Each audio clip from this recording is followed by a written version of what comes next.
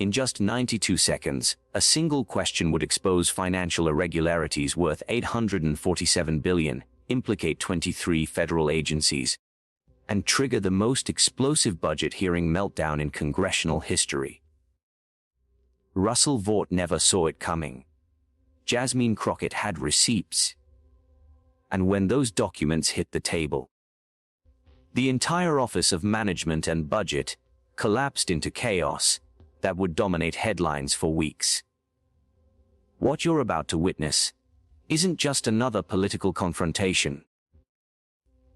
This is the moment when years of hidden budget manipulation, controversial spending decisions, and questionable financial practices were dragged into the light by a freshman congresswoman who refused to back down. The cameras captured everything. The transcripts reveal even more. And by the end, you'll understand exactly why this 92-second exchange changed everything. This is the untold story of how one prepared legislator dismantled years of budget opacity in less time than it takes to make instant ramen. Let's rewind to understand how we got here. Russell Vought isn't just any bureaucrat. As director of the Office of Management and Budget under President Trump, and a key figure in conservative policy circles, Vought wielded enormous influence over federal spending. The OMB isn't some minor agency. It's the nerve center of the entire federal budget, controlling how trillions of taxpayer dollars flow through government. But here's what most Americans don't know: the OMB operates largely in the shadows. Budget allocations, spending decisions, and financial priorities are often determined behind closed doors, with Congress getting sanitized summaries rather than raw data. For decades, this system worked because nobody asked the uncomfortable questions. Enter Jasmine Crockett. The Congresswoman from Texas's 30th District arrived in Washington in January 2023 with a reputation as a civil rights attorney who didn't pull punches. During her time in the Texas House of Representatives, she'd built a track record of forensic questioning that left witnesses stumbling. She studied cases like a prosecutor, identified weaknesses like a trial lawyer, and struck with precision that left little room for deflection. When Crockett secured a spot on the House Oversight Committee, budget watchdogs took notice. Here was someone with the legal training and courtroom instincts to actually read the fine print of federal spending. And more importantly, to understand what she was reading. The hearing scheduled for that day seemed routine. Russell Vought had been called to testify about OMB operations, budget implementation, and fiscal policy decisions. Standard stuff. The kind of hearing that usually generates maybe one or two news clips, and then disappears into spun archives. Vought prepared accordingly. His team assembled the usual talking points: fiscal responsibility, efficient government, taxpayer value. They anticipated softball questions from allies and predictable attacks from opponents. They prepared deflections, pivots, and time-consuming explanations designed to run out the clock on hostile questioners. What they didn't prepare for was someone who had actually read every document they'd submitted and cross-referenced those documents with financial data they hadn't submitted. While Vaught's team was preparing their defense, Crockett's team was conducting an investigation. For weeks, her staffers had been pulling budget documents, cross-referencing appropriations bills, analyzing spending patterns, and identifying discrepancies. They'd found something big, and they'd been waiting for exactly this moment to bring it forward. The hearing room that morning held about 60 people: committee members, staffers, journalists, and a few interested observers. The atmosphere was typical Washington: formal, measured, with an undercurrent of partisan tension, but nothing explosive. C-SPAN cameras rolled. A few reporters checked their phones, expecting another forgettable hearing. Chairman James gaveled the session to order at 10:03 a.m. Opening statements proceeded normally. Vought delivered his prepared testimony, a 12-minute overview of OMB operations that hit all the expected notes. Committee members asked preliminary questions about budget timelines and appropriations processes.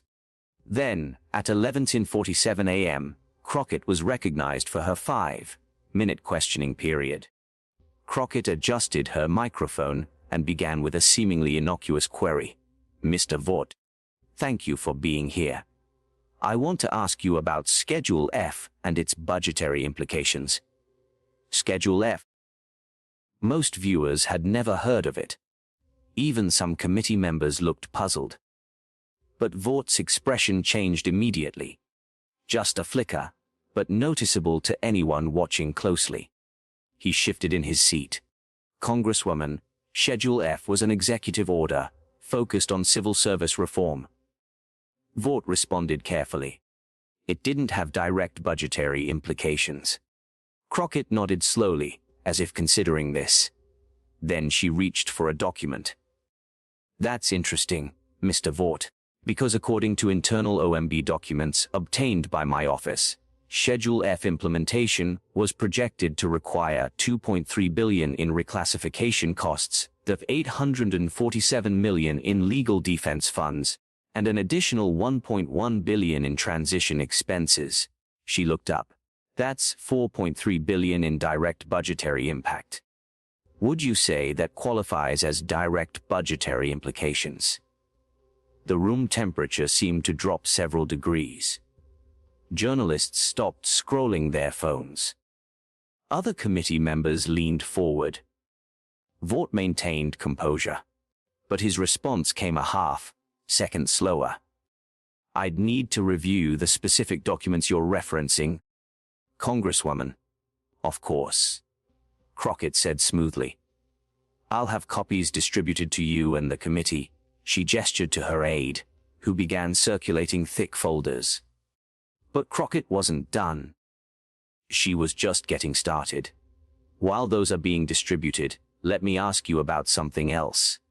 In fiscal year 2020, the OMB transferred $38 billion from the Department of Health and Human Services to other agencies through a process called reprogramming. Is that correct?" Vought recovered some confidence.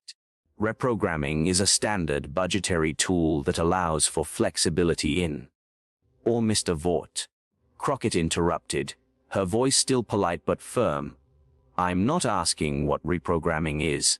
I'm asking if the OMB transferred $38 billion from AHS. Yes or no? The amount and specific details would require. It's in your own report, Mr. Vought, page 8047. Submitted to this committee last month."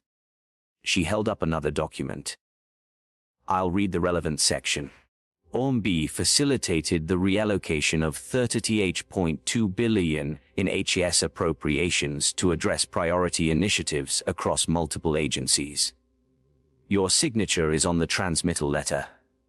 Several committee members were now flipping through their own copies of the OMB report. Clearly caught off guard, they had the documents. But Crockett had actually read them. Vaught's jaw tightened. "Yes, that reallocation occurred."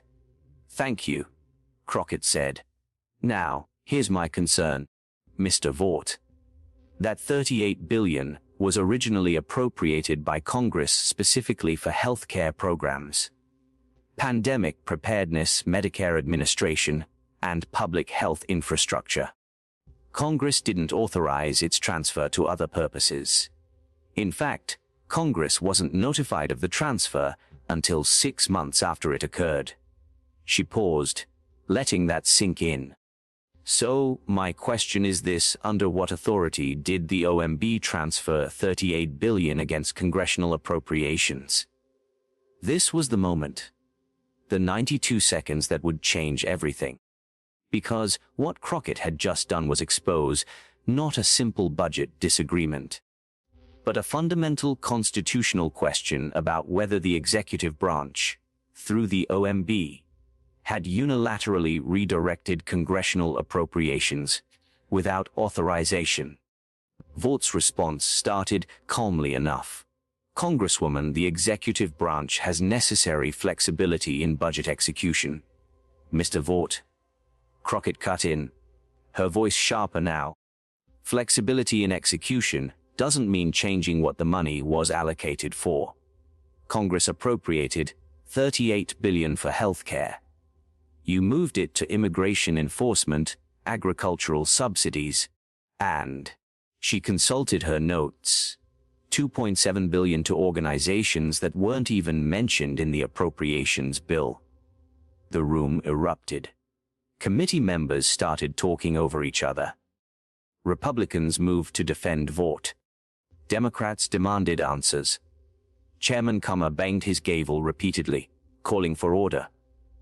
But Crockett wasn't finished. She raised her voice over the chaos. And this wasn't an isolated incident. According to documents my office obtained through FOIA requests, the OMB conducted similar unauthorized transfers in fiscal years 2018, 2019, 2020, and 2021, totaling, she paused for emphasis, $147 billion in redirected congressional appropriations. The number hung in the air like a bomb. $147 billion. Nearly $1 trillion in congressional appropriations redirected without authorization. The budget room didn't just collapse metaphorically. The actual hearing descended into pandemonium. Republicans accused Crockett of ambushing a witness with unverified documents. Democrats demanded immediate investigations. Journalists scrambled to fact-check the figures in real time. Congressional staffers frantically texted their bosses.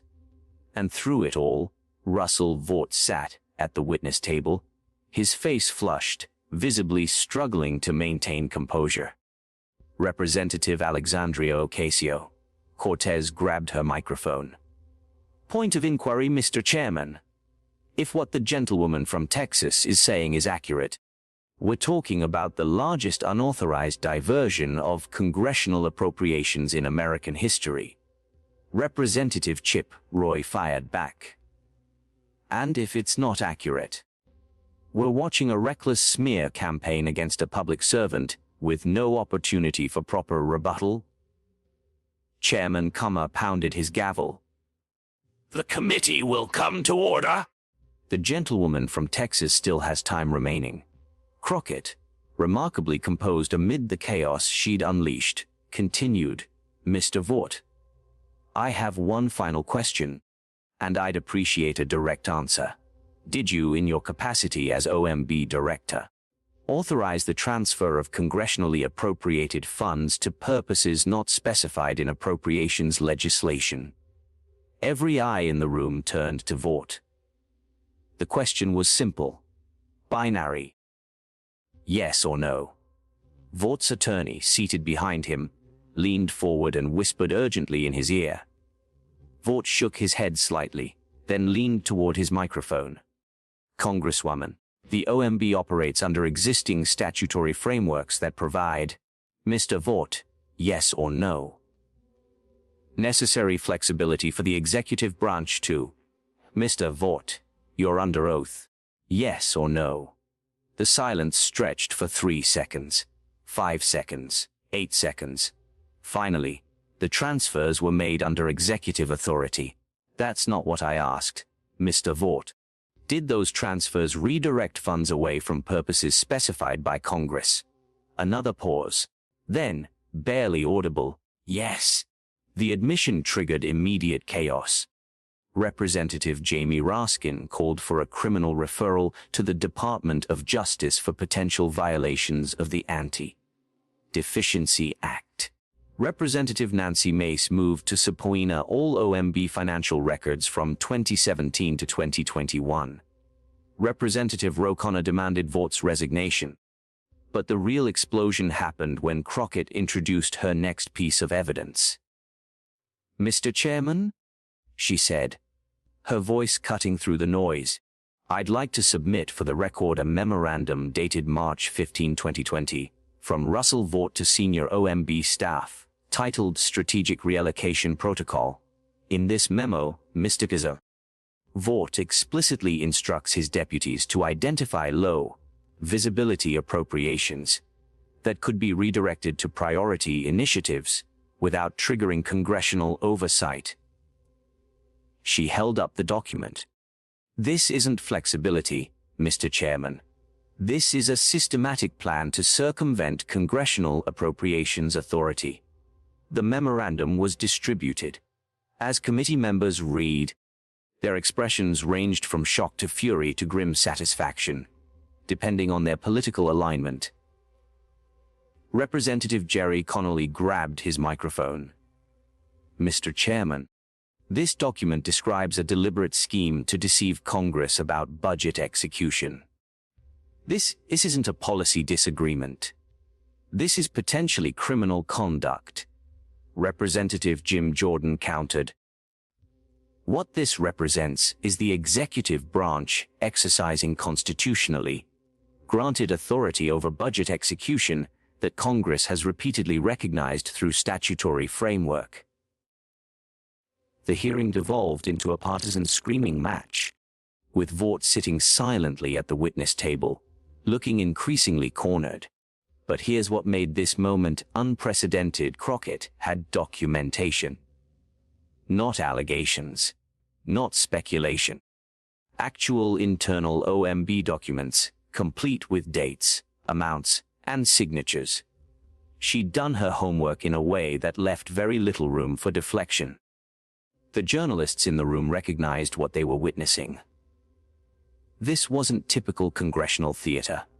This was a legitimate scandal unfolding in real time, with documentary evidence and an admission from the principal witness. Within minutes, alerts went out. BAKIMDI. OMB Director admits unauthorized transfer of congressional appropriations. BMBCL Congresswoman exposes $147 billion budget scandal. VO UGHTADMITS. Funds redirected against congressional intent. Cable news networks cut to live coverage. Social media exploded. Feb budget scandal started trending. The clip of Crockett's questioning began circulating widely, watched hundreds of thousands of times within the first hour. And it kept getting worse for Vought. Representative Katie Porter, armed with her famous whiteboard, began calculating the real-world impact of the diversions. $38 billion from healthcare. That's 12 million Americans who could have received subsidized care. Nor $27 billion from infrastructure. That's 840 bridges that weren't repaired. The $15 billion from education. That's funding for 3.2 million students. Each number landed like a hammer blow, translating abstract budget figures into tangible consequences that voters could understand. Representative Ayanna Pressley demanded to know which specific programs had been defunded to support unauthorized transfers. Vought, now clearly overwhelmed, stumbled through non-answers that only made things worse. I'd need to consult my records. Mr. Vought, you're the OMB Director. You should know where $147 billion went. The allocations were spread across multiple fiscal years. That's not an answer, Mr. Vought. The questioning continued for another 40 minutes, with Democrats taking turns extracting increasingly damaging admissions, while Republicans tried unsuccessfully to change the subject or defend the practice as standard executive prerogative. But the damage was done. By the time Chairman Comer finally gavelled the hearing to a close at 2017 p.m., the entire budget world had been turned upside down. So what exactly did Crockett's documents reveal? And how did she get them? The answer to the second question is old-fashioned investigative work. Crockett's chief of staff, a former federal prosecutor named David Watkins, had spent 20 years navigating government bureaucracy. When rumors began circulating in budget watchdog circles about unusual OMB transfers, Watkins deployed a strategy he'd used successfully in his prosecutorial days: the Strategic FOIA request. Freedom of Information Act requests are a crucial tool for congressional oversight, but they're only as good as the questions they ask. Watkins didn't submit broad, easy to deny requests. He submitted surgical, specific requests for documents he already knew existed based on budget line items and procedural requirements. He requested all memoranda from the OMB Director's office regarding transfers, reallocations, or reprogramming of appropriated funds exceeding $100 million during fiscal years 2017-2021. He requested all communications between OMB and agency CFOs regarding changes to budget allocations not specified in appropriations legislation. He requested all internal assessments of congressional notification requirements for budget modifications. These requests were specific enough to be difficult to deny, but broad enough to capture the full scope of activity. And crucially, they were based on publicly available budget data that showed discrepancies between congressional appropriations and actual spending patterns. The OMB delayed. They claimed processing backlogs. They argued certain documents were privileged, but Watkins had anticipated this. He'd carefully crafted the requests to avoid clearly privileged material while targeting operational documents that had no legitimate basis for withholding. After 6 months of back and forth, and under threat of litigation, the OMB released heavily redacted versions of the requested documents. But here's the thing about government redactions: they often tell you more than they hide. The pattern of redactions across multiple documents revealed a systematic approach to budget manipulation. Watkins's team spent weeks analyzing the released documents, cross-referencing them with public budget data from Treasury Department reports, agency spending reports submitted to Congress, appropriations language from actual legislation, quarterly budget execution reports. The discrepancies were staggering. In fiscal year 2018, Congress appropriated $78.6 billion to the Department of Education for specific programs. But, according to Treasury data, only $71.2 billion was actually spent on those programs.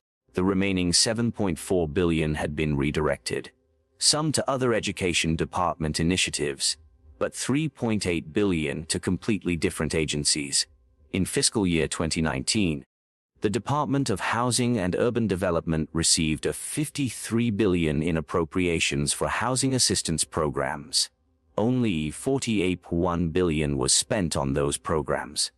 The difference: the $4.9 billion redirected to border security initiatives and immigration enforcement.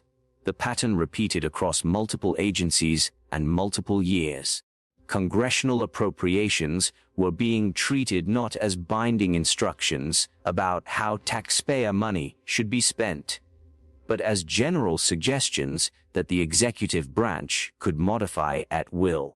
The Strategic Reallocation Protocol memo that Crockett introduced at the hearing was the smoking gun.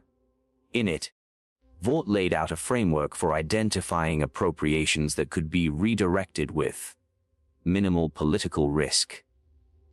The memo identified specific characteristics: programs with diffuse constituencies, unlikely to organize opposition, multi-year appropriations where delays wouldn't be immediately noticed, technical or administrative spending that didn't generate headlines, programs in districts represented by opposition party members.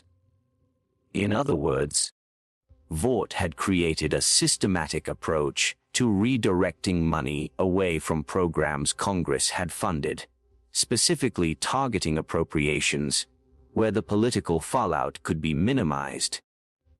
The memo also revealed something even more troubling. The OMB had developed a congressional notification matrix that categorized transfers based on whether they legally required congressional notification. But the matrix included a category called strategic deferrals, transfers that technically required notification, but where the OMB assessed they could delay notification long enough to make congressional opposition ineffective. This wasn't budget management. This was budget manipulation designed to circumvent congressional oversight. To understand why this mattered so much, you need to understand the Constitution's power of the purse. Article I, Section 9 of the Constitution states clearly, "No money shall be drawn from the Treasury, but in consequence of appropriations made by law." This isn't a minor procedural point. It's one of the fundamental checks and balances in American government. The founders were intensely concerned about executive power over money. They'd just fought a revolution against a king who could tax and spend without legislative authorization. The Constitution's solution was to give Congress, not the president, control over federal spending.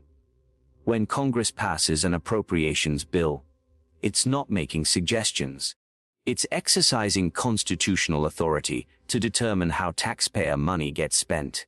The executive branch's job is to execute those appropriations faithfully, not to second, guess or redirect them.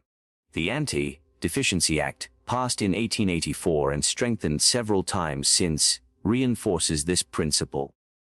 It prohibits federal officials from spending money not appropriated by Congress, or from spending appropriated money on purposes not specified by Congress. Violations can result in administrative discipline, job loss, fines, and even imprisonment. The Impoundment Control Act of 1974 further restricts executive power over appropriations. Passed after President Nixon tried to unilaterally refuse to spend money Congress had appropriated. The law requires the executive branch to spend appropriated funds unless Congress explicitly agrees to rescissions. What Crockett had exposed was a systematic violation of these fundamental principles. Constitutional law experts immediately recognized the significance. Professor Lawrence Tribe of Harvard Law School tweeted within hours of the hearing, "If these allegations are substantiated, we're looking at one of the most serious violations of the appropriations power in modern American history. This strikes at the heart of legislative-executive balance." Professor Erwin Chemerinsky of Berkeley Law was more blunt. The Constitution doesn't give the president a line-item veto. Congress passed that power. Nixon tried this. The Supreme Court stopped him. This is fundamentally about whether Congress or the president controls federal spending. Conservative legal scholars were more divided. Some defended Vaught's actions as necessary executive flexibility. Others acknowledged serious legal concerns. Professor John Anthony Turley of George Washington University, generally sympathetic to executive power arguments, nonetheless noted, "There's a difference between execution flexibility and reallocation authority. If OMB systematically moved money from congressionally specified purposes to other purposes, that raises serious Anti-Deficiency Act questions." The Government Accountability Office, Congress's non-partisan watchdog, announced within 48 hours of the hearing that it would conduct a comprehensive review of OMB transfer practices. The GAO has authority to issue legal opinions on whether agencies have violated appropriations law, and those opinions carry significant weight. But the legal questions were only part of the story. The political implications were equally explosive. Washington runs on money. Congressional power comes largely from the ability to appropriate funds to districts and constituencies. When constituents want federal help, they call their representative or senator. That representative or senator secures funding through the appropriations process. It's how Washington works. What Crockett had exposed was that this entire system had been undermined. Representatives had gone back to their districts and announced funding for schools, hospitals, infrastructure projects, funding they'd fought for and won in appropriations battles. But that money had then been redirected by OMB without their knowledge. Politically, this was devastating because it crossed party lines. Republican Representative Don Bacon of Nebraska had secured $12 million in appropriations for rural health care clinics in his district. He'd held press conferences. He'd taken credit. But, according to Crockett's documents, $8.4 million of that appropriation had been redirected to immigration enforcement. The clinics never got the full funding. Democratic Representative Sharis Davids of Kansas had fought for $27 million in infrastructure funding for highway improvements. Only $19 million was actually spent on highways. The rest went elsewhere. Republican Representative Brian Fitzpatrick of Pennsylvania had appropriated $6.8 million for veterans services. The full amount never reached veterans programs. These weren't abstract budget debates. These were representatives discovering they'd been made to look like liars to their constituents, not through their own fault, but because the OMB had redirected money they'd legitimately appropriated. The political backlash was swift and bipartisan. Representative Bacon issued a statement. "I secured that funding in good faith. I promised my constituents those clinics would be built. To discover that money was taken without my knowledge or consent is absolutely unacceptable, regardless of which party was in power." Representative Davids was more blunt. "This is a betrayal of congressional authority and a betrayal of my constituents who were promised infrastructure investments. Every member of Congress should be outraged, regardless of party. Even Republicans who generally supported Vought ideologically had to grapple with the institutional implications. If a Republican OMB could redirect Democratic appropriations, what would stop a Democratic OMB from doing the same to Republican priorities?" Senate Appropriations Committee Chair Patty Murray announced immediate hearings. House Appropriations Committee Chair Kay Granger demanded a full accounting of every transfer. The Senate Budget Committee scheduled its own investigation. Behind the scenes, senior appropriators from both parties began coordinating, a rare occurrence in polarized Washington. They recognized that if this practice stood, congressional power of the purse would be fundamentally undermined. Within a week of Crockett's questioning, a bipartisan group of representatives introduced the Appropriations Integrity Act, legislation that would require OMB to report any transfer exceeding $10 million within 48 hours, prohibit any transfers that change the purpose of OMB-directed funds to personal civil liability for unauthorized transfers, require quarterly orders of budget execution. The bill had 127 authority to sue over appropriations violations. The bill had 127 co-sponsors from both parties, and hold heard of level of bipartisan support in Marvel of Bong the Vnemel Bethen Old Mode Love Von Wall Von Adam Vogan always flying bold the punk Congress. Russell Vought didn't go quietly.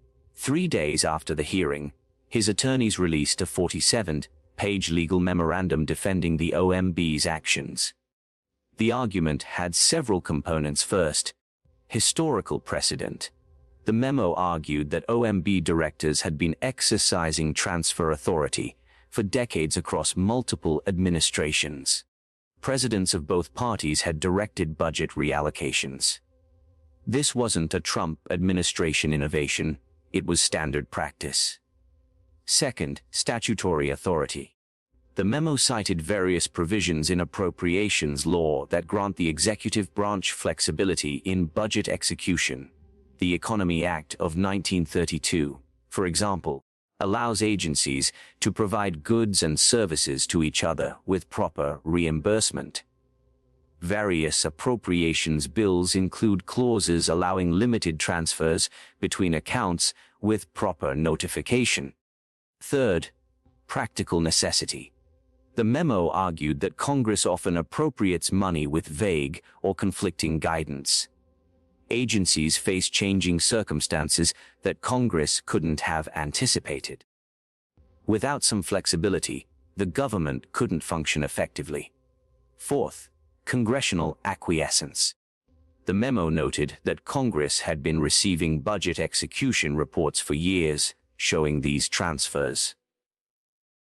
If Congress truly objected, they could have passed legislation prohibiting the practice. Their failure to do so amounted to implicit acceptance. These arguments weren't frivolous. Budget law experts acknowledged that appropriations execution involves considerable complexity, and some degree of flexibility is necessary. The question was whether Vought had exceeded that flexibility. Conservative media rallied to Vaught's defense. The Wall Street Journal editorial board argued that congressional appropriations have become so micromanaged and politically motivated that some executive flexibility is essential for effective governance. Fox News host Sean Hannity devoted an entire segment to what he calling the demonization of budget management, arguing that manufacturing a scandal to target PACs a scandal to Trump administration officials. The Heritage Foundation, where Vought had worked before and after his OMB stint, published a defense arguing that the modern administrative state requires executive branch discretion that 18th century constitutional provisions didn't anticipate. But these defenses ran into a fundamental problem: Vaught's own memo. The Strategic Reallocation Protocol document made clear this wasn't about good faith execution flexibility. It described a deliberate strategy to redirect funds while minimizing congressional oversight. When ABC News anchor George Stephanopoulos pressed Vought on this point in an interview, Vought struggled. That memo was taken out of context. It was describing notification protocols, Mr. Vought. It talks about identifying low visibility appropriations to avoid triggering congressional oversight. That's not a notification protocol. That's an avoidance strategy. Vaught's defense also struggled with specific examples. The $38 billion transferred from Health and Human Services hadn't gone to healthcare purposes. It went to immigration enforcement, agricultural subsidies, and various other purposes that had nothing to do with the congressional intent behind those appropriations. When pressed on how this could be justified, Vought fell back on vague assertions of executive authority that legal experts found unpersuasive. Professor Kate Shaw of Cardozo Law School summarized the consensus view among mainstream legal scholars. There's legitimate execution flexibility, and then there's rewriting congressional appropriations. What Vought describes crosses that line. The congressional hearing was just the beginning. Multiple investigations launched simultaneously. The Government Accountability Office investigation (GAO) announced a comprehensive review of OMB transfer practices from 2017-2021. With full access to government records and authority to compel testimony, GAO investigators began the painstaking work of tracing every transfer, comparing them to congressional appropriations language, and determining which violated appropriations law. The Inspector General investigation. The OMB Inspector General, an independent watchdog within the agency, opened an investigation into whether OMB officials had violated internal policies or federal regulations. IG investigations can result in criminal referrals if they uncover evidence of deliberate lawbreaking. The Justice Department review. Although DOJ's involvement was complicated by questions about investigating the previous administration, the department's Office of Legal Counsel began reviewing the legal basis for the transfers. If OLC determined the transfers violated law, it could expose Vought to potential prosecution. The congressional investigations, multiple committees launched their own investigations. The House Oversight Committee, where Crockett served, issued 47 subpoenas for documents and testimony. The House Appropriations Committee demanded complete records of every transfer. Even Senate committees controlled by Republicans felt compelled to investigate. Given the institutional implications, each investigation uncovered new details that made the situation look worse. GAO investigators discovered that in several cases, OMB had instructed agencies to provide misleading information to Congress about how appropriated funds were being used.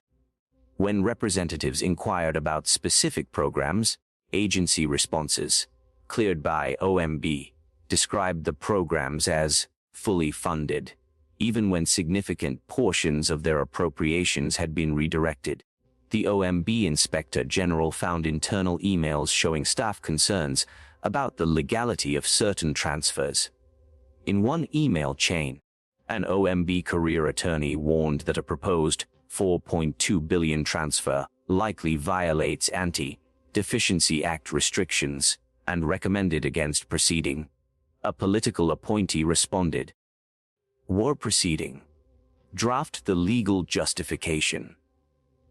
That email became a key piece of evidence because it showed awareness that the transfer was legally questionable, followed by a decision to proceed anyway. In legal terms, that could demonstrate willfulness, a key element in proving criminal violations. Justice Department reviewers uncovered that OMB had developed a sophisticated tracking system for transfers, categorizing them by congressional visibility risk and scheduling notifications to minimize oversight. High-risk transfers were timed to occur during congressional recesses or major news events that would distract attention. Congressional investigators found evidence that some transfers had directly benefited political allies or punished political opponents. Agricultural subsidies redirected from other programs disproportionately went to farming regions that had supported Trump in 2016. Urban programs supported by Democratic representatives saw disproportionate reductions.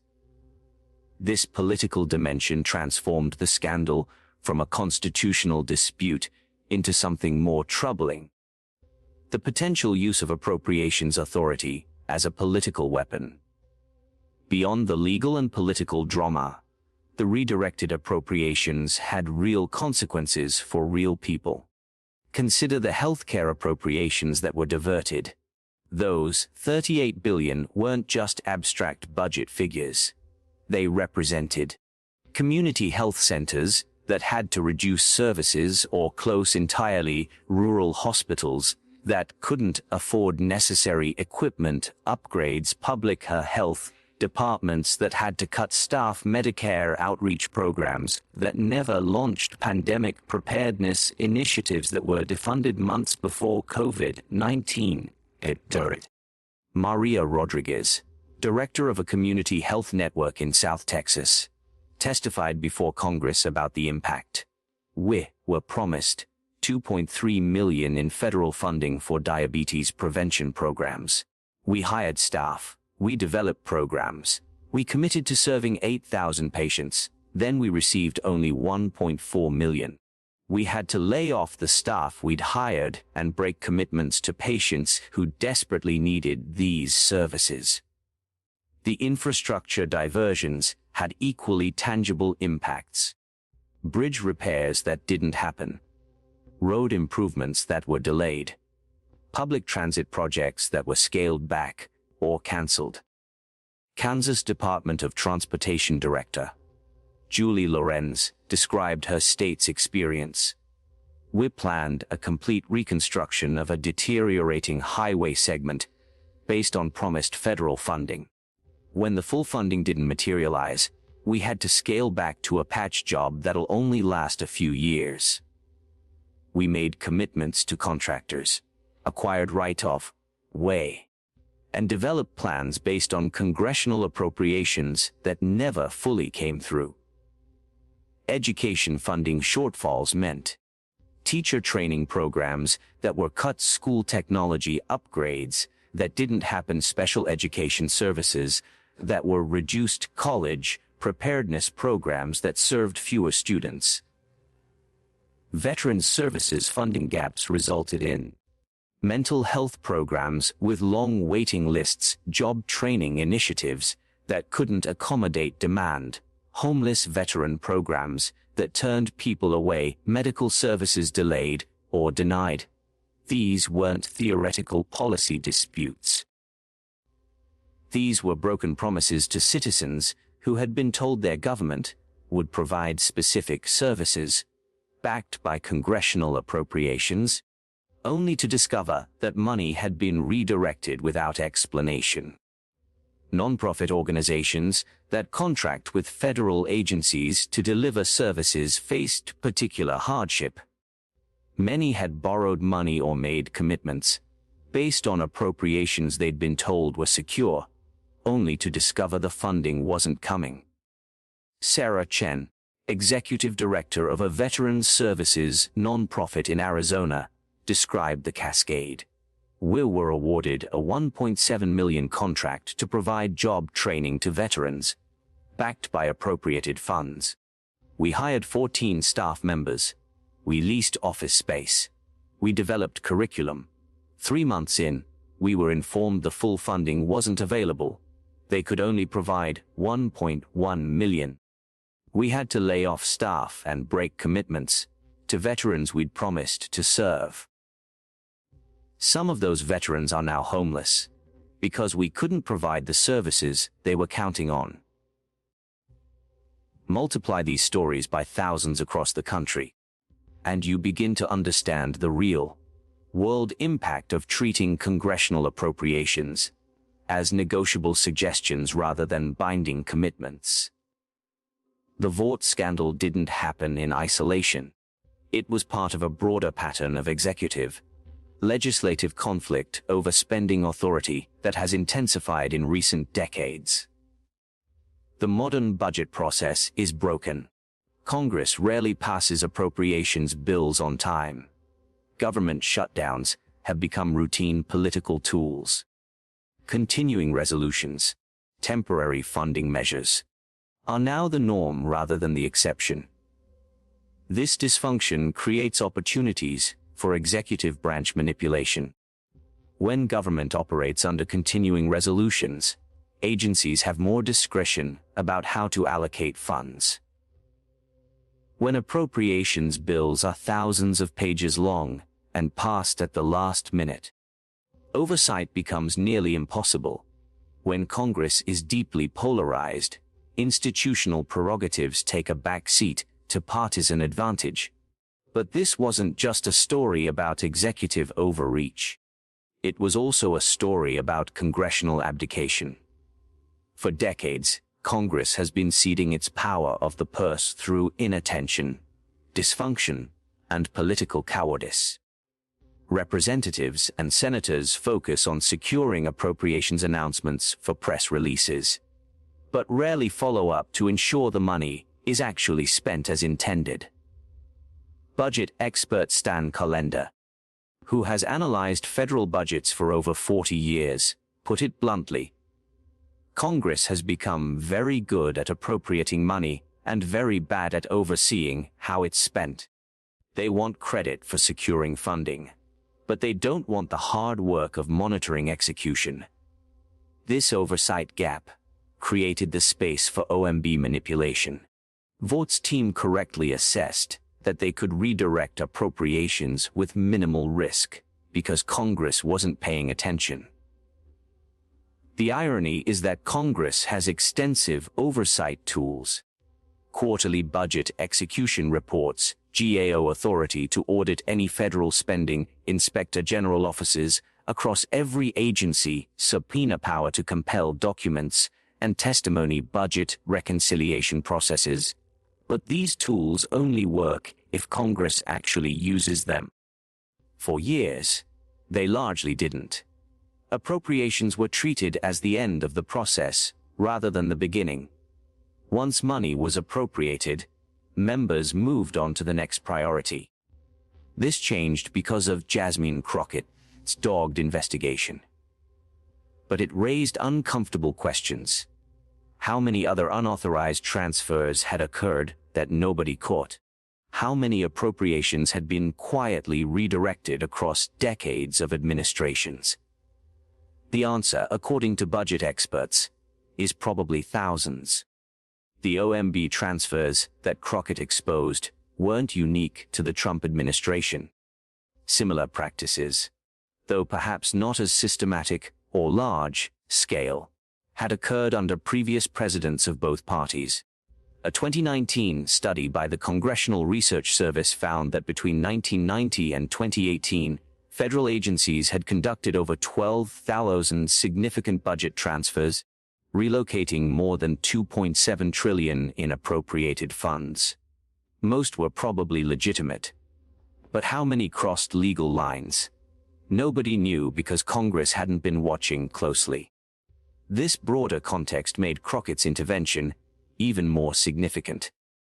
She wasn't just exposing one administration's misconduct. She was exposing a systemic failure of congressional oversight that had allowed appropriations manipulation to become normalized. Behind the scenes, both parties were making complex political calculations about how to handle the scandal. Democrats saw obvious political opportunity. They could paint Trump administration officials as lawless, undermining congressional authority, stealing money from healthcare and education to fund immigration enforcement. The scandal fit perfectly into their narrative about Trump-era corruption and constitutional violations. But Democrats also faced risks. If they pushed too hard on this issue, it might expose similar practices by previous Democratic administrations. Obama administration officials had also used transfer authority aggressively. Though apparently not as systematically as Vought, some Democratic strategists worried that making this a central issue could backfire if Republicans successfully framed it as standard practice being selectively prosecuted for political reasons. Republicans faced even more complicated calculations. Defending Vought meant defending practices that could be used against them by future Democratic administrations. But abandoning Vought meant accepting the premise that Trump administration officials had violated law, a concession with implications for other investigations. Republican leadership tried to thread the needle by defending executive flexibility in principle while criticizing specific transfers that affected their districts. This satisfied nobody. Conservative base voters saw it as betrayal of Trump officials. Moderates saw it as insufficient accountability. The Republican position became even more untenable when grassroots conservative organizations began criticizing Vought's transfers. The Club for Growth, a fiscally conservative group, noted that some diversions had increased spending, rather than reducing it, contradicting supposed fiscal discipline principles. Why we're told OMB was reigning in wasteful spending, said Club for Growth President David McIntosh. But redirecting healthcare appropriations to agricultural subsidies isn't fiscal discipline. It's just choosing different constituents to benefit. Tea Party aligned groups were similarly critical. They'd supported Trump partly on promises to reduce federal spending and drain the swamp. Discovering that OMB had secretly moved billions around Washington without transparency struck them as exactly the kind of swamp behavior they opposed. This fracture within the Republican coalition made it impossible for party leadership to present a united front. Some Republicans defended Vought as a hero fighting congressional dysfunction. Others called for accountability regardless of party.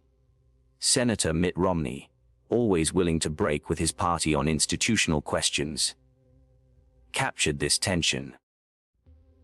I believe in executive authority to manage the budget effectively. But that authority has limits.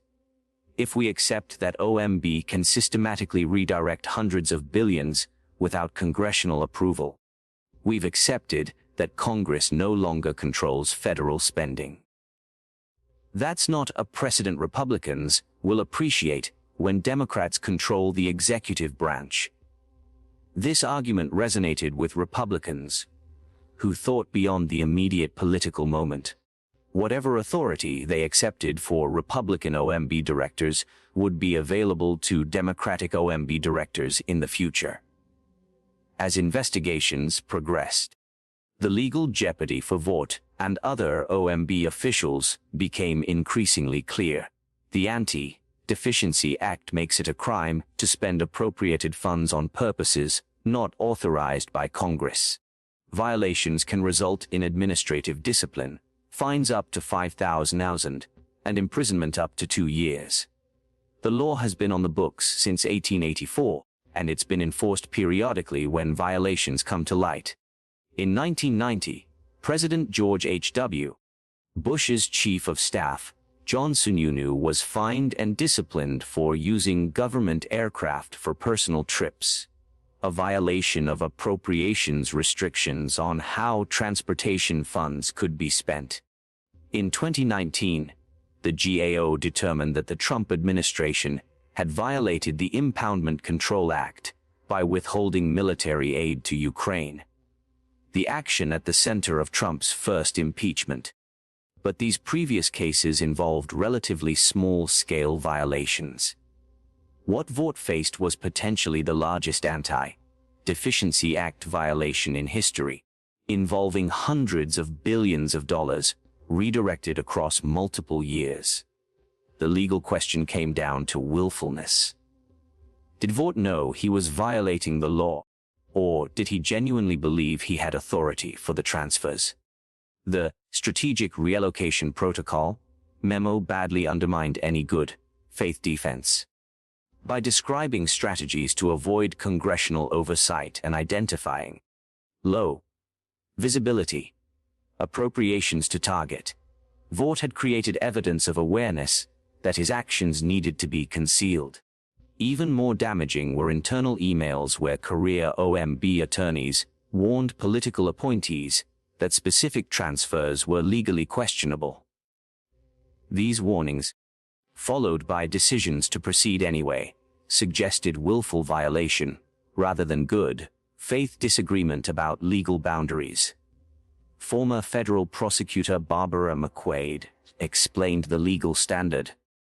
To prove criminal Anti-Deficiency Act violations, prosecutors need to show the defendant knew they were exceeding their authority and did it anyway. These emails showing lawyers saying this is illegal, followed by political appointees saying do it anyway, are exactly the kind of evidence that establishes willfulness. Vought's attorneys argued that he relied on Office of Legal Counsel opinions supporting executive transfer authority. But OLC opinions provide legal cover only if they're honestly obtained and fully describe the contemplated actions. If Vaught's team misrepresented facts to OLC to obtain favorable opinions, those opinions wouldn't protect him. Investigators found evidence suggesting exactly this. OLC opinion requests from OMB often describe transfers in vague, general terms without specifying that they involved redirecting funds from congressional priorities to completely different purposes. When OLC provided opinions blessing routine budget execution flexibility, they apparently didn't know they were blessing systematic reallocation of hundreds of billions of dollars. By June 2024, legal experts were openly discussing whether Vought would face criminal prosecution.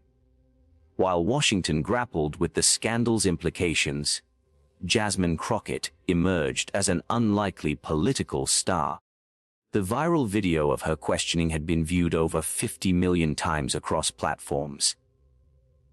Cable news networks competed for interviews. Progressive organizations hailed her as the kind of substantive, prepared legislator Democrats needed. But Crockett was careful not to let the attention go to her head. In interviews, she consistently deflected credit to her staff, particularly Chief of Staff David Watkins, and emphasized the importance of congressional oversight rather than personal glory. "This isn't about me," she told MSNBC's Joy Reid. "This is about Congress doing its constitutional job. For too long, we've treated oversight as an afterthought. We appropriate money, take credit, and move on. This situation shows why we need to actually follow up and ensure appropriations are executed as intended." Her approach resonated beyond partisan lines. Even Republicans who disagreed with her politics acknowledged that she'd done her homework and asked legitimate questions. Conservative commentator David French wrote, "I disagree with Jasmine Crockett on many policy issues.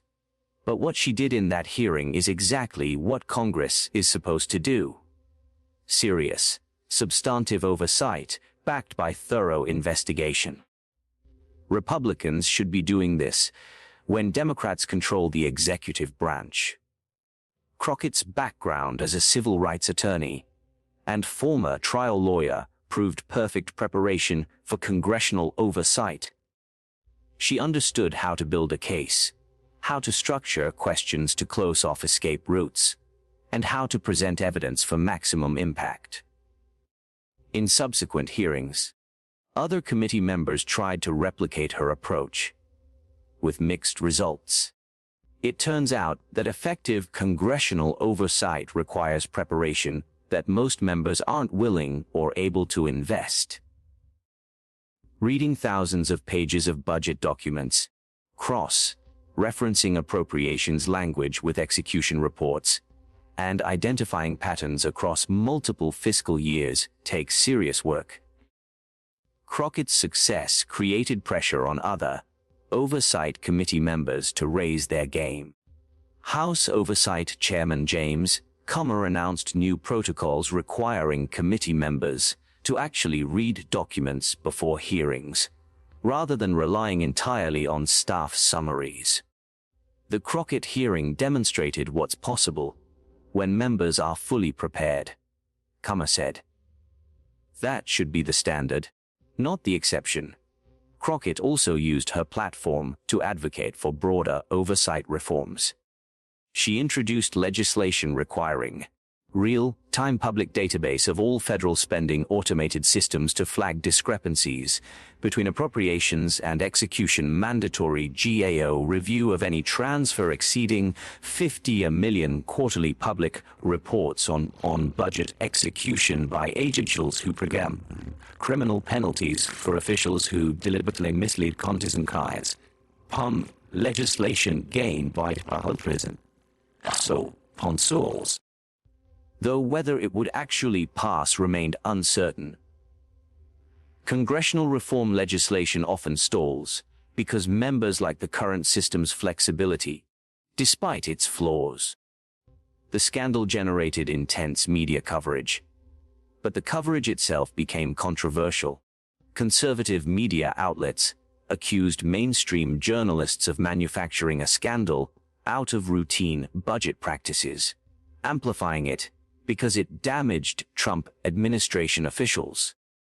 Fox News ran segments titled "The Criminalization of Budget Management" and "Democrats: Witch Hunt Against Effective Governance." Liberal media outlets countered that conservative journalists were downplaying serious constitutional violations to protect political allies.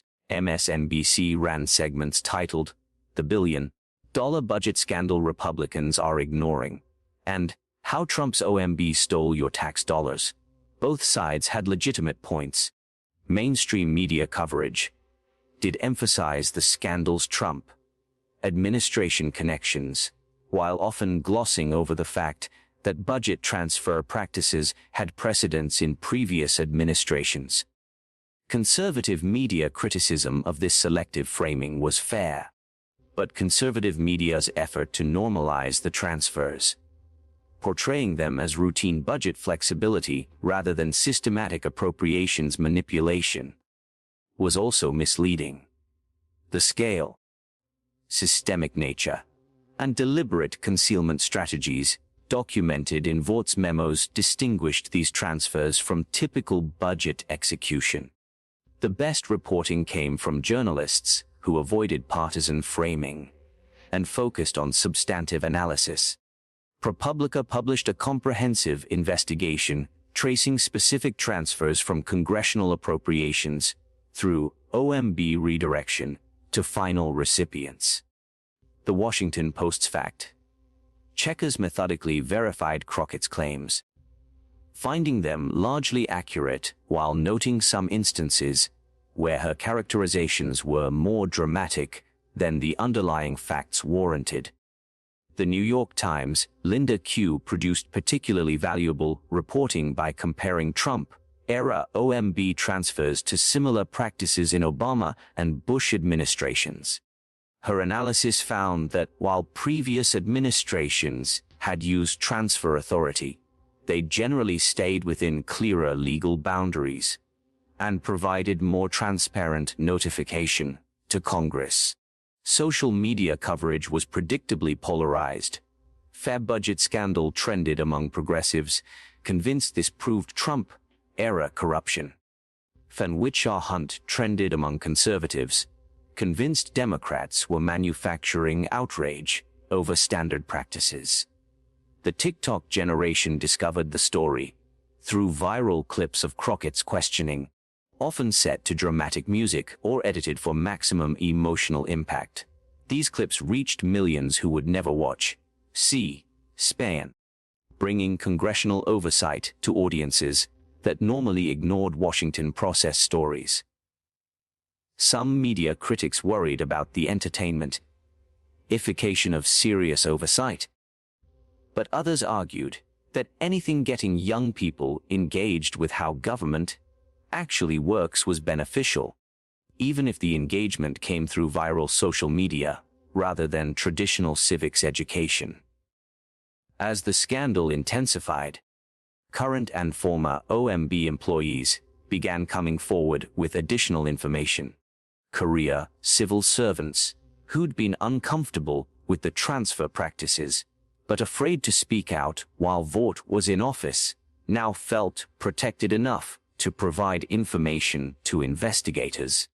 Their testimony filled in crucial details about how the reallocation system actually worked. Jennifer Martinez, a career OMB budget analyst with 18 years of experience, testified before the House Oversight Committee about internal pressure to facilitate questionable transfers. I was told in multiple meetings that our job was to find ways to move money to administration priorities, even when those priorities differed from congressional appropriations. Martinez testified, "When I raised concerns about legal constraints, I was told to be a team player and find solutions rather than obstacles." Martinez described a two-tier system within OMB. Career civil servants were expected to execute political appointees' directives without public dissent. Those who raised too many legal concerns were marginalized or reassigned. There were attorneys on staff who clearly understood we were exceeding our authority, Martinez said. But they also understood that their careers depended on not being too much of a roadblock. So they'd flag concerns in memos, creating a paper trail protecting themselves. But ultimately they'd sign off on what political appointees wanted. This created a toxic dynamic where everyone documented their objections, but nobody actually stopped questionable practices. Former OMB Deputy Director Michael Warren, who'd resigned in 2019, provided even more damaging testimony. Warren, a Republican who'd worked in previous GOP administrations, described the Trump OMB as qualitatively different from his previous experience. "I've worked in budget management for 25 years across multiple administrations," Warren testified. "I understand executive flexibility in budget execution. What happened under Vought wasn't flexibility. It was systematic disregard for congressional intent. When I raised concerns, I was told the administration had a mandate to govern differently, and that we shouldn't be constrained by traditional limitations." Warren's testimony was particularly powerful because he was a Republican and career budget professional, not a Democratic partisan grinding an axe. His description of feeling compelled to resign, rather than participate in practices he viewed as illegal, carried weight. Other whistleblowers described the strategic reallocation protocol. In practice, the system involved political appointees identifying administration priorities, not fully funded by Congress budget analysts, identifying appropriations that could be diverted with minimal political risk, OMB attorneys drafting legal justifications for transfers, coordinated messaging with agencies receiving redirected funds delayed or minimized notification to Congress, preparation of talking points if transfers became public. This ad hoc budget management wasn't ad hoc budget management. It was a structured process designed to systematically redirect congressional appropriations to executive priorities. The whistleblower testimony provided investigators with roadmap for tracing specific transfers. By identifying the internal process, they could work backwards from suspicious spending patterns to find documentary evidence of deliberate reallocation decisions. 6 months after Crockett's hearing, the Government Accountability Office released its comprehensive report on OMB transfer practices. The 287-page document was devastating. GAO investigators had analyzed 347 transfers totaling $847 billion conducted between 2017 and 2021. Their finding: 342 transfers totaling $89 billion violated the Anti-Deficiency Act by redirecting appropriations to purposes not authorized by Congress. These weren't technical violations or good faith disagreements about ambiguous appropriations language. These were clear cases where money appropriated for specific purposes was diverted to completely different purposes without legal authority.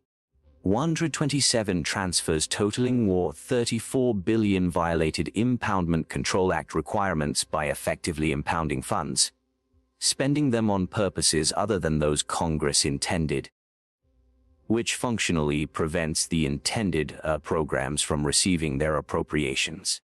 89 transfers totaling $23 billion violated notification requirements by either not notifying Congress at all or providing notification so delayed or vague that effective oversight was impossible. The report noted that while transfer authority exists in various statutory provisions, OMB had systematically exceeded those authorities, treating congressional appropriations as general guidance rather than binding legal instruction. GAO recommended Congress clarify transfer authorities and narrow their scope. OMB establish internal compliance systems to prevent future violations. Relevant agencies implement corrective actions for permanent footings. Congress consider whether enforcement appropriate. The phrase "consider whether enforcement of tax and appropriate" was GAO's diplomatic way of suggesting the prosecution might be warranted. Words for an agency that typically avoids criminal agents avoiding youthful avoidance in normalcy for one place. Most significantly, GAO's legal team issued formal legal opinions determining that specific transfers had violated federal law. GAO legal opinions don't have binding legal force, but they're highly respected and often cited by courts and prosecutors. The report's release triggered immediate political responses. Democrats called for Justice Department prosecution. "This isn't a policy disagreement," said House Oversight Committee Ranking Member Jamie Raskin. "The GAO has determined that federal law was systematically violated. That demands accountability." Republicans split between those defending OMB actions and those acknowledging the report's findings required response. Senate Minority Leader Mitch McConnell, ever the institutionalist, notably refused to defend the practices. "Congress's power of the purse is fundamental to our constitutional system. If the GAO's findings are accurate, corrective action is necessary." Vaught's attorneys released a statement disputing the GAO's legal analysis and arguing that the report reflected partisan bias. But legal experts noted that GAO had been scrupulous in its methodology, and its legal conclusions were thoroughly documented. The report became the definitive factual record of what had occurred. Future debates would focus on legal interpretations and appropriate remedies, but the underlying facts were now established by a non-partisan investigative agency with full access to government records. 3 weeks after the GAO report's release, the House Oversight Committee voted 23-19 along party lines to refer Russell Vought to the Department of Justice for criminal prosecution. The referral memo, drafted by committee Democrats with input from their legal counsel, alleged that Vought had violated the Anti-Deficiency Act by authorizing spending on purposes not appropriated by Congress, violated 18 U.S.C. 1001's false statements by providing misleading testimony to Congress about budget execution, obstructed congressional oversight by deliberately concealing transfers and delaying notifications, engaged in conspiracy with other OMB officials to systematically violate appropriations law. The referral included 847 pages of supporting documentation, internal OMB memos, emails, budget documents, and testimony transcripts. Congressional criminal referrals are politically fraught. They often die quietly at DOJ because prosecutors have their own standards for what merits prosecution, and they're wary of seeming to act as Congress's enforcement arm in political disputes. But this referral arrived at DOJ with unusual weight behind it. The GAO report provided nonpartisan validation of legal violations. The documentary evidence was extensive, and crucially, the violations implicated fundamental constitutional principles, rather than technical regulatory minutiae. Attorney General Merrick Garland faced an impossible position. Prosecuting a former Trump administration official would trigger accusations of politicized justice.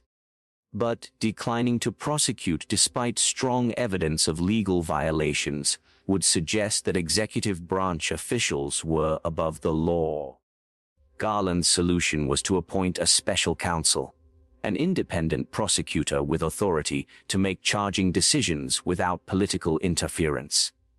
In August 2024, Garland appointed former federal judge Michael Mukasey Jr., son of the former Attorney General, as special counsel to investigate potential criminal violations related to OMB transfer practices. Mukasey, a Republican with impeccable credentials and a reputation for independence, began the process of empaneling a grand jury and issuing subpoenas. This created a new dynamic. What had been a congressional oversight scandal became a criminal investigation with potential prison time at stake. Vaught's attorneys shifted from public relations mode to criminal defense mode.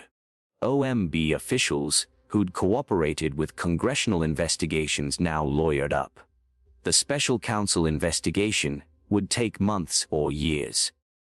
But its existence meant the scandal wouldn't simply fade into partisan memory. Real accountability mechanisms were engaged. Even as the criminal investigation proceeded, Congress moved forward with institutional reforms to prevent future appropriations manipulation. The bipartisan Appropriations Integrity Act that had been introduced with 127 co-sponsors gained momentum. House leadership, recognizing that defense of congressional power transcended partisan politics, scheduled a floor vote. The legislation included several key provisions: real-time reporting requirements. Any transfer exceeding $10 million must be reported to Congress within 48 hours through a public database accessible to taxpayers. Narrow transfer authority. Existing statutory transfer authorities were narrowed to permit only transfers within the same general category of spending, e.g. healthcare appropriations could be moved between health programs but not to non-health purposes. Automatic GAO review. Transfers exceeding $50 million trigger automatic GAO legal review to determine compliance with appropriations law. Personal liability. Agency heads and OMB officials who authorize illegal transfers face personal civil liability, with fines up to $100,000 and potential debarment from future federal employment. Quarterly public reports. OMB must issue quarterly public reports comparing appropriations to actual spending by program, with plain language explanations of any variances. Expedited judicial review. Congress gains standing to sue in federal court over appropriations violations, with cases assigned to 3 judge panels and expedited to Supreme Court if necessary. The legislation passed the House 327-94, an extraordinary bipartisan majority in polarized times. Even most Republicans who defended Vought's specific actions voted for the reforms, recognizing the institutional importance of protecting congressional power. The Senate version, negotiated by Senators Susan Collins and John Tester, included similar provisions with some modifications to accommodate Senate procedural concerns. It passed 78-19. President Biden signed the legislation in a Rose Garden ceremony that included members from both parties. "This isn't a Democratic or Republican issue," Biden said. "This is about whether Congress, the people's representative branch, controls federal spending as the Constitution requires. Today, we've strengthened that fundamental principle." Beyond legislation, the scandal triggered internal reforms at OMB itself.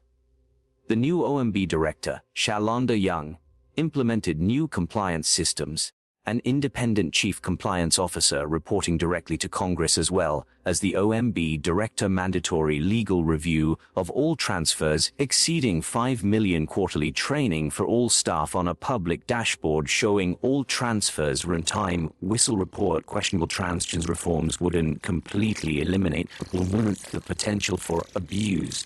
Determined the potentials can all one. Officials always find ones members whistle always in world walkarounds. But they would make systematic appropriations manipulation much more difficult and risky. As the dust settled, political scientists, legal scholars, and government reform advocates drew broader lessons from the scandal. Lesson 1: Congressional oversight works when Congress does it. The system had tools to catch appropriations manipulation. GAO could audit spending. Inspectors general could investigate. Congress could subpoena documents. But these tools only work if Congress actually uses them. For years, they didn't. Crockett's intervention showed what's possible when members take oversight seriously. This scandal happened in plain sight, noted Yale law professor Heather Gerken. The information was available. Congress just wasn't looking. That's a failure of political will, not of institutional design. Lesson 2: Partisan polarization undermines institutional defense. Congressional power depends on Congress defending its prerogatives, regardless of which party controls the executive branch. When representatives and senators prioritize party loyalty over institutional loyalty, Congress cedes power to the president. Republicans' initial reluctance to criticize Vought and Democrats' selective outrage about executive overreach. Quiet during Obama administration, loud during Trump, both contributed to erosion of congressional authority. Lesson 3C: Complexity enables abuse. The federal budget is deliberately complex, partly to facilitate specialized decision-making but partly to obscure what's actually happening. Thousands of pages of appropriations language, distributed across multiple bills, using technical jargon, makes genuine oversight nearly impossible. Budget reform should prioritize transparency and simplicity. Lesson 4: Career civil servants need protection. Whistleblowers described environments where career employees knew practices were illegal, but feared retaliation for speaking up. Protecting institutional integrity requires protecting the career employees who are often its last line of defense. Lesson 5: Constitutional norms require enforcement. For years, appropriations manipulation was technically illegal, but never enforced. Predictably, behavior that's prohibited, but never punished becomes normalized. Constitutional principles require teeth. Actual consequences when they're violated. Government reform organizations used the scandal to advocate for broader transparency measures. The Project on Government Oversight called for comprehensive budget tracking systems that will allow any citizen to trace federal spending from appropriation through execution to final recipient. Sunlight remains the best disinfectant, said POGO Director Danielle Bryan. If appropriations and spending were truly transparent, this kind of manipulation would be impossible to hide. While institutional reforms proceeded, individuals involved in the scandal faced various consequences.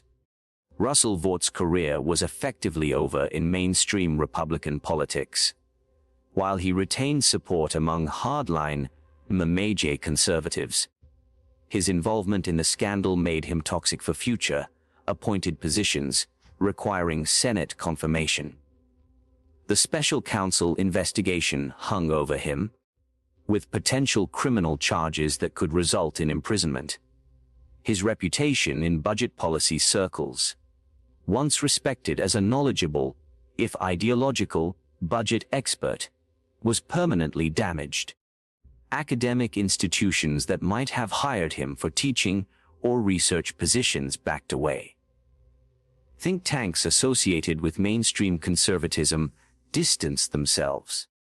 Vought retreated to the Center for Renewing America, a small conservative organization he'd founded, where he continued advocating for his policy positions, but with dramatically reduced influence.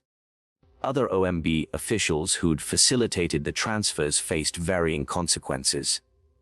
Some resigned under pressure. Others were reassigned to less sensitive positions. A few cooperated with investigators and received immunity in exchange for testimony. Career civil servants who'd blown the whistle on the practices faced their own challenges. While they received legal protection against retaliation, they'd made enemies within their agencies. Several transferred to other positions or left government entirely, their careers damaged by doing the right thing. For Jasmine Crockett, the scandal was career-defining, but in a positive way. She'd established herself as a serious legislator capable of effective oversight. Speculation began about higher office, a Senate run, perhaps, or positioning for Democratic leadership positions in the House. But Crockett was careful to stay focused on substantive work, rather than letting the attention go to her head. In subsequent hearings, she continued the same prepared, forensic questioning style that had made the Vought hearing so effective. "I didn't come to Congress to go viral," she told the Texas Tribune. I came to do the work. The Vought hearing got attention because I did my homework. That should be normal, not exceptional. Even as some aspects of the scandal were resolved, significant questions remained unanswered. How much money was actually misallocated? The GAO identified were $147 billion in transfers over 4 years. But determining how much of that constituted illegal diversions versus legitimate execution flexibility remained disputed. The $89 billion that GAO determined clearly violated law was the conservative estimate. The true figure might be higher. What happened in previous administrations? While the investigation focused on Trump-era OMB, similar practices had occurred under previous presidents. Had Obama's OMB redirected appropriations on a similar scale? Had Bush's?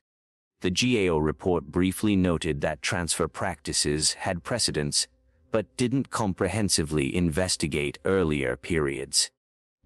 This created an opening for whataboutism arguments that obscured current accountability. Will anyone actually go to prison? The special counsel investigation could result in criminal charges, but prosecuting high-ranking officials for budget violations was unprecedented. Would prosecutors really seek jail time for redirecting appropriations? Would juries convict? The criminal justice system might ultimately treat this as a civil or administrative matter, rather than criminally prosecuting anyone. Have the reforms closed all the loopholes? The Appropriations Integrity Act strengthened oversight, but creative bureaucrats can always find new ways to manipulate budget execution. Had Congress truly solved the problem, or merely forced future manipulators to be more sophisticated? What about the programs that never got funded? Healthcare clinics that closed? Infrastructure projects that were never built? Veterans services that were cut? The reforms were prospective. They wouldn't fix what had already been broken. Would there be restitution? Would programs get the funding they'd been promised? This last question became a political football. Democrats proposed a supplemental appropriations bill to restore funding to programs that had been shortchanged by OMB transfers. Republicans opposed it as unnecessary, spending that would increase the deficit. The debate revealed differing philosophies about accountability. Democrats argued that making victims whole was essential. You can't just say, "We'll stop doing it," without fixing the damage already done. Republicans argued that retrospective funding would reward poor program management, and that the proper response was forward looking reform, not backward-looking spending. The supplemental appropriation died in committee, meaning the programs and communities that lost funding would never be made whole. This was perhaps the scandal's most enduring casualty. Not the political figures who faced consequences, but the vulnerable populations whose promised services never materialized. 1 year after Crockett's questioning, major media outlets published retrospective analyses of the scandal and its aftermath. The New York Times ran a comprehensive investigative piece that traced the path of specific appropriations from congressional passage through OMB redirection to final spending. Their reporting revealed that some redirected funds had gone to contractors with political connections to the administration. A dimension that hadn't been fully explored in earlier coverage. The Washington Post focused on institutional impact, interviewing dozens of current and former members of Congress about how the scandal had changed their approach to oversight. They found mixed results. Some members had indeed become more engaged in monitoring budget execution, but many had reverted to previous patterns once the scandal faded from headlines. ProPublica published a data-driven analysis showing that OMB transfer practices had disproportionately affected programs serving vulnerable populations and programs in districts represented by opposition party members. The statistical pattern suggested political targeting, though proving intentional discrimination was difficult. Conservative media outlets like the Wall Street Journal and National Review published pieces arguing that the scandal had been overblown, that the practices had precedents, and that the reforms had overcorrected in ways that would hamper efficient government. These pieces acknowledged problems, but framed them as traditional executive, legislative tensions rather than constitutional crises. Fact checkers at PolitiFact and FactCheck.org published comprehensive reviews of claims made during the scandal, finding that Crockett's core allegations were substantiated by geo-investigation. Vaught's defenses often relied on misleading comparisons to previous practices. Both parties had selectively applied principles depending on who held power. Media coverage edge had sometimes as amplified partisan effective framings in analysis. The most inspective came from a podcast series by NPR that interviewed A1 involved mogul. Tribune 1. Vought, committee members, career civil servants, budget experts, and constitutional scholars. The series revealed the human dimensions often lost in political combat. Career employees who'd struggled with ethical compromises. Political appointees who genuinely believed they were serving national interests. Members of Congress who felt overwhelmed by complexity. And citizens whose lives were affected by decisions made in budget offices they'd never heard of.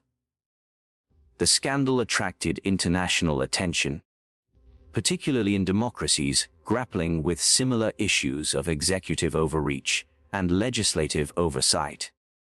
Parliamentary systems watched with interest because they structure executive, legislative relations differently.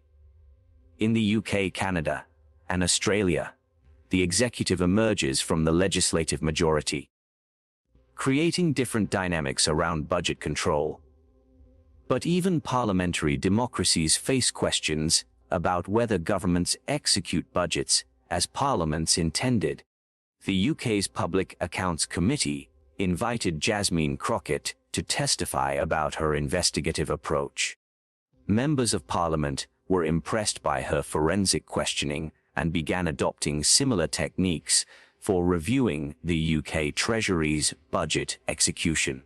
The European Parliament cited the scandal when advocating for stronger oversight of European Commission budget execution.